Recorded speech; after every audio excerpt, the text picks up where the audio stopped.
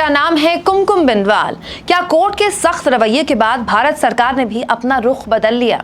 मैं बात कर रही हूँ सुप्रीम कोर्ट के उस आदेश की जिसमें अगली सुनवाई तक 3 जुलाई तक सुप्रीम कोर्ट ने देश के अलग अलग राज्यों में सेडिशन यानी कि 124A के तहत जो भी देशद्रोह का मुकदमा अलग अलग राज्यों में किसी पर भी दर्ज कर लेती थी राज्य सरकारें, उस पर फिलहाल के लिए रोक लगा दी। ये एक ऐतिहासिक फैसला है दोस्तों, क्योंकि ये जो 124A है ना, ये अंग्रेजों का शुरू किया हुआ कानून था जिसका सबसे ज्यादा इस्तेमाल अंग्रेजों ने भारत के स्वतंत्रता सेनानियों की जुबान दबाने के लिए किया और महात्मा गांधी पर भी सबसे ज्यादा इस कानून का इस्तेमाल किया गया।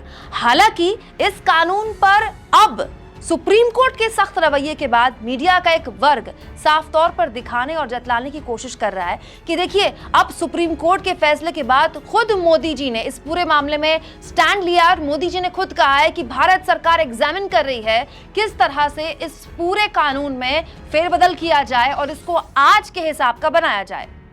Sedition debate has been reignited after the Prime Minister directed the Government of India to re-examine the controversial colonial law.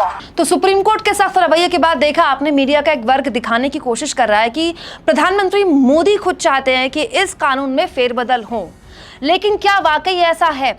मैं 2019 का प्रधानमंत्री मोदी का आपको एक बयान सुनाती हूँ जिसमें इसी कानून पर मोदी जी क्या कहते थे। जो भारत के संविधान को, भारत के कानून के दायरे को नहीं मानते, ऐसे लोगों के खिलाफ देशद्रोह का जो कानून देश में है उसको खत्म करने का वादा ये कांग्रेस पार्टी ने किया है। आप मुझे बताइए, क्या देशद्रोह करने वालों को सजा मिलनी चाहिए कि नहीं मिलनी चाहिए?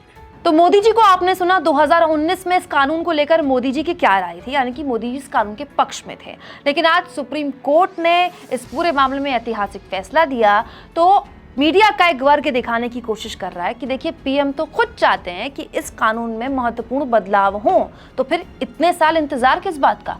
और अगर 2019 में पीएम ने ये बात बोली तो आज अचानक पीएम मोदी का क्या हृदय परिवर्तन हो गया? दोस्तों, ये बात बिल्कुल सही है कि कई राज्य सरकारों ने वक्त बेवक्त इस कानून का बेजा इस्तेमाल किया है पत्रकारों की या आरटीआई एक्टिविस्टों की आवाज दबाने के लिए, ताकि वो लोग सवाल न पूछ पाएं सत्ता से। लेकिन ये भी बात सही है कि भारत जैसा देश इस तरह के कानून को पूरी तरह से खत्म नहीं कर सकता, लेकिन उसका भी एक तरीका होना चाहिए। हम एक ऐसे कानून को अब तक ढोए जा रहे हैं जो अंग्रेजों ने हम पर लादा था हमारे खिलाफ, लेकिन आप आज़ाद भारत में एक खुली सांस के लिए, एक खुली आवाज़ के लिए, एक खुली बात रखने के लिए क्या आपको हमको अधिकार नहीं होना चाहिए? क्या आपके मन में या हमारे मन में हमेशा ये डर अगर रहेगा कि कोई भी राज्य सरकार हमें 124A के तहत बुक कर सकती है सेडिशन का चार्ज लगाकर, तो आप सीधी तरीके से सत्ता से वो सवाल पूछ पाएंगे?